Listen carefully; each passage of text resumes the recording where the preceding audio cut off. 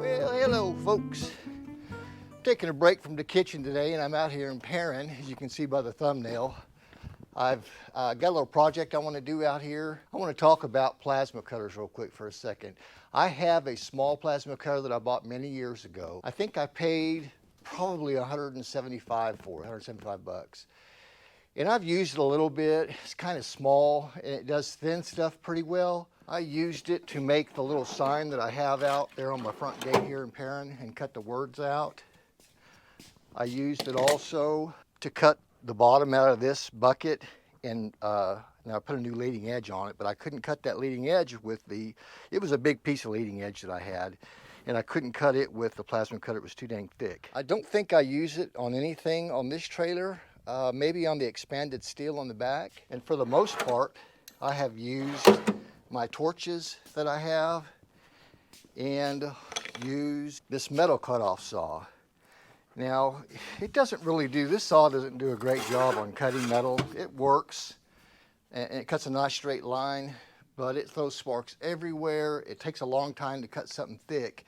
If I had one of those low-speed metal cutters, boy, that would be ideal. So I did look this plasma cutter up on Amazon, and right now it's $399, which is really a bargain. So don't get me wrong, a real nice oxygen acetylene torch, like the one that I've got at the house here, you can see it. I've used it a whole bunch for more than just cutting, and it does a great job of that. But I've used it for heating stuff up that wouldn't come loose. I used it to build both grapples, the one for the tractor here and the one for the Bobcat. But let's look online right now to see how much a regular oxygen acetylene torch is going for. One like this small one, which I would like to have out here in case I got to heat something up and bend it, they go for close or over $200. With oxygen acetylene torches, you got to get them filled up every so often, depending on how often you use it. And it only costs probably 20 bucks per tank to have it filled up, if I can remember right. And the medium-sized torches I have at the house that I paid and used 150 bucks for, I think they go anywhere from $300 to $600 on Facebook. All right, so let's cut this thing open. Plasma cutter, it uses electricity to create a plasma arc, and it takes the compressed air, it ionizes it, and it creates an arc of ionized air that just melts the steel and uses the air also. It blows the molten steel out of the way. What's really nice about a plasma cutter is the heat that it creates is really localized. And a regular torch, if you ever seen anybody use it,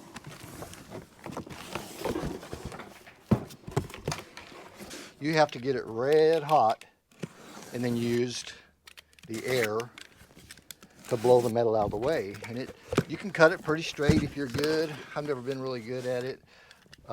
It makes a lot of slag, a lot of waste, but it works. Well, this thing is packaged really nice.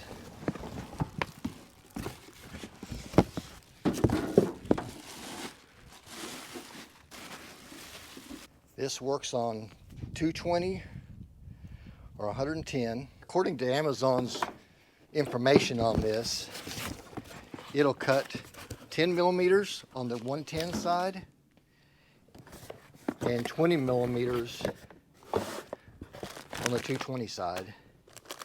20 millimeters is right at 3/4 of an inch, I think. And here's a little adapter so you can do 110 off of it. So we have some cutting accessories, little Teflon tape in here, and the plasma gun. It's got a nice protector over the candle here, so you don't inadvertently trigger it. It's got this guard to keep the tip off the metal put on there. And these tips can be kind of consumable. So although it does have a couple of extra tips inside of here, the only other item that I could see that's offered on Amazon was this kit right here. It is all the consumables, and it was pretty cheap. I think it was $29, $25. Here's a picture of it on Amazon right here. Little nice little carrying case. Oh my goodness, look at that.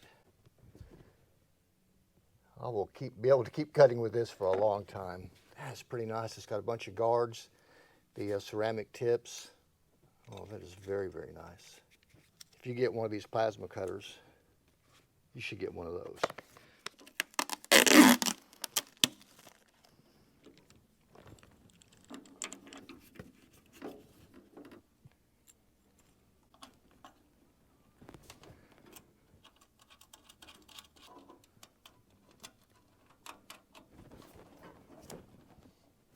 Ground cable.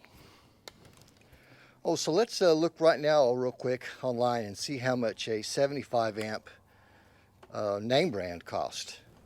Remember, this is $400 on Amazon, and that's about the same price as a really a used set of torches, oxygen acetylene torches. All right, so I tell you, these cables, like that cable is a nice, soft, pliable cable.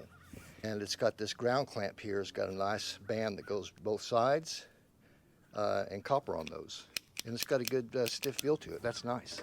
All right, so let's measure these cords here. So the power cord for it, and that's a decent length right there. That is 5 feet. That is pretty good. And the ground cable, my goodness, that's 9 feet. And the torch is 12.5 feet long. That's nice. And I would add that it's very flexible. It doesn't seem like it'd tangle easily. Don't know how well it's made on the inside. The gun has a swivel point on the base of it. All right, let's start off with something small, and we'll do it at 110.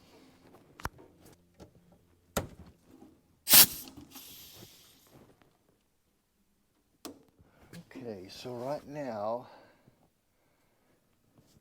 looks like you can increase the air pressure or lower it. It says PSI is 65. Let's see what this gauge does. Yeah, nice. So let's drop it down on this thin stuff to, I think, 30. The instructions were pretty, we'll do 35. The instructions were pretty dang good, really. So I've got the pressure kind of where I want it, but in the instructions, like I say, it's really thorough, to be honest with you, for somebody that doesn't really know how to use it. And it does have suggested ranges for 110 and 220. So the 110 I've got set here in the middle between 20 and 45 PSI. The other things that this says here, it says air check. The green light is on here. I certainly hope y'all can see that. The green light is on there. This A is representing amperage here, so I can take it and crank the amperage up. I don't know why it says air check up there. Let's see. 2T and 4T right up here.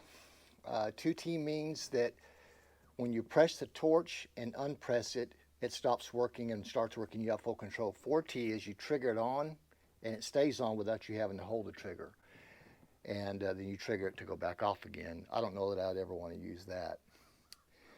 It automatically reads that it's checking the voltage, and it sees it's 110 coming in. Okay, so this button right here, this unit right here, it says PT is post time, 3 to 15 seconds after the cut, the torch continues to blow air. I'm going to put that down as small as I can. I don't like it when mine just kept pushing air out.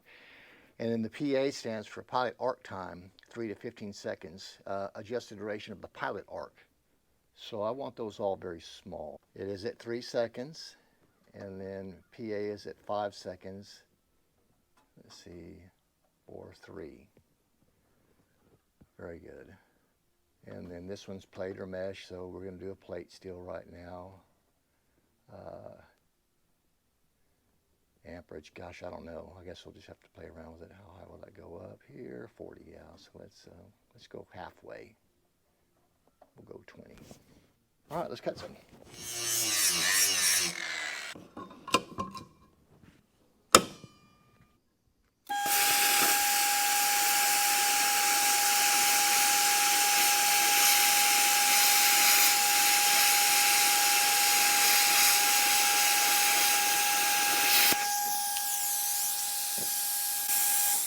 Nice. Yeah, so I'm not very smooth on that. You can see how jaggedy the line is here. So here's one way to make a good straight line, because the plasma cutter is only going to cut as straight as the user is keeping it straight. So let me show you something here.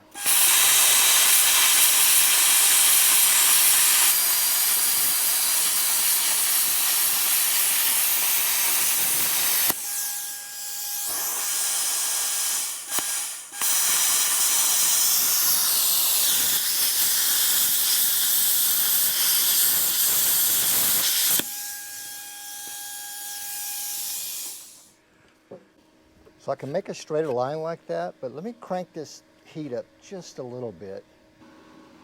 Go ahead and push it up to 30.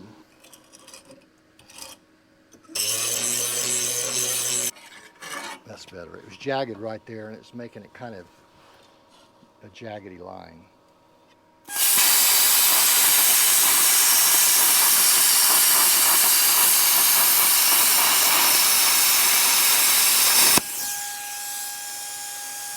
Oh, that's perfect. You know, I think with this thing, the way that's built, I need to be pushing it or pulling it directly so it stays out of that slag as it cuts. Let's try that real quick. Let's finish cutting this off.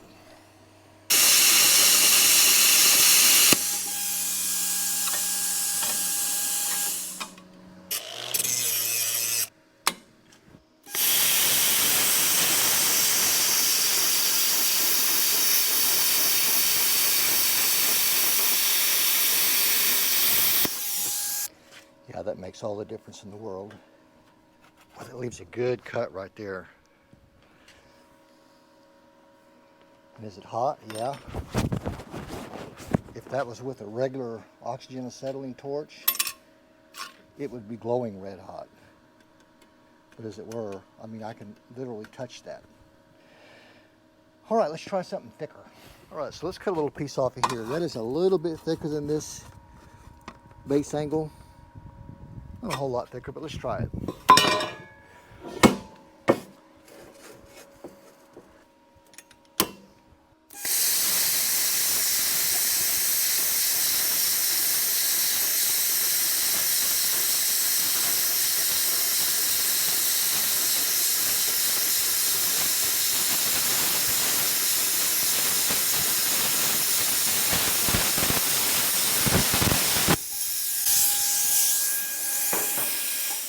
My goodness, that works good. Let's cut this old rusty expanded steel.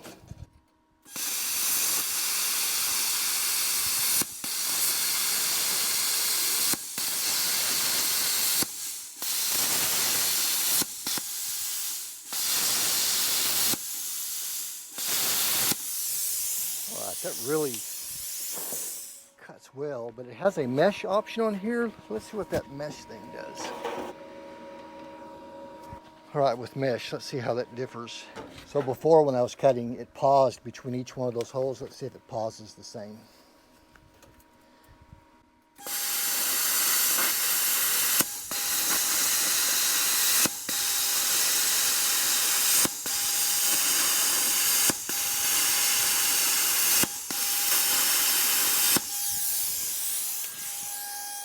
So that seemed like that worked about the same. It paused the same way. I'll have to read up to see what that mesh position is and how that differs than normal. All right, so let's put it to the real test yet. We'll put it up to 220, and we're going to cut a piece of this edge material that I used on the front of the bucket on the Bobcat. See how it cuts it. Let's go ahead and turn this off real quick. Very nicely made adapter. Well, you know what? That won't fit in there. Oh, I wonder if I have an adapter for that. That is not a regular one like this. Dang it. Oh yeah, look at there. You know what? I think that'll work. I wonder why I have that. Oh, you know what I had that for? Is to use my stick welder on my generator. That's what that's from.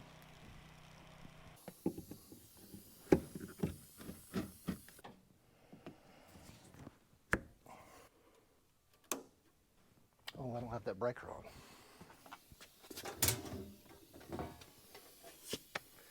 That is this bottom one. There we go. So let's crank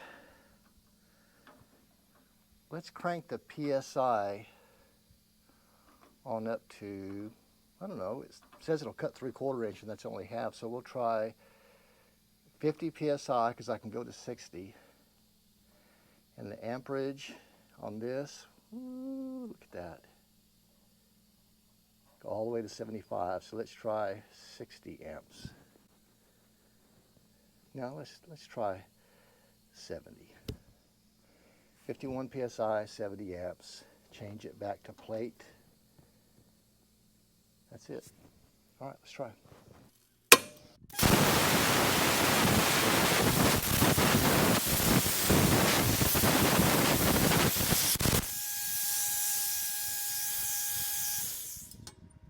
I tell you, I can't hardly, it tries to get caught. I'm pushing too hard probably on it, but let's try here.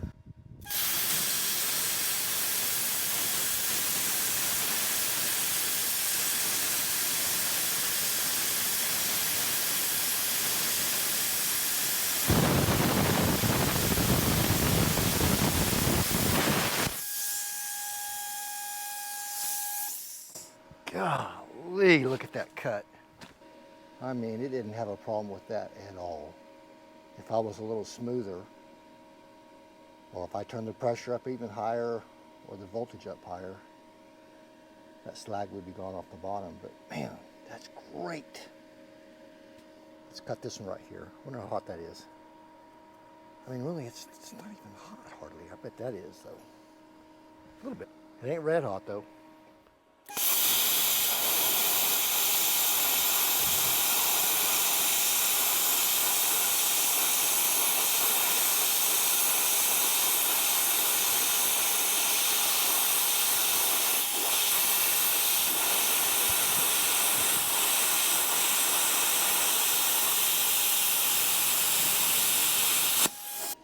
Very nice. That's just not a problem for it at all, is it?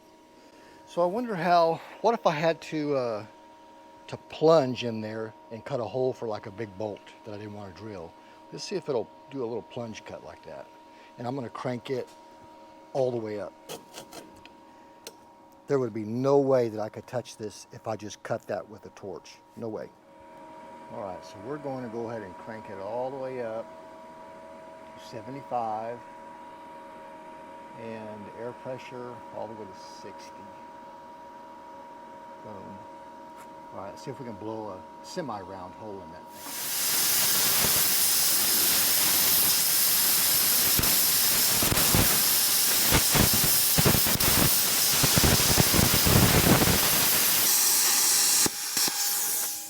Well, I tell you, that'll work right there. Goodness gracious. So I'm not kidding even a little bit. That really works good. Way better than I really thought it would. And I really think that if I were buying one, and I tell you I would, it's a nice unit for $399. I would go ahead and buy this inexpensive consumables kit right here and be sure that if you have a 220 plug, that yours is the smaller one like this one here. And you know, most all of them are. Luckily I had this adapter right here, and I think I bought that on Amazon as well a while back. So I'd like to give a big old thank you to Silatu, because it was Ming over there that thought of me after I made that first video to send me this one out to test, and I really do appreciate that, Ming. And thank y'all for watching, and I hope y'all have a great day, and we'll see you next time.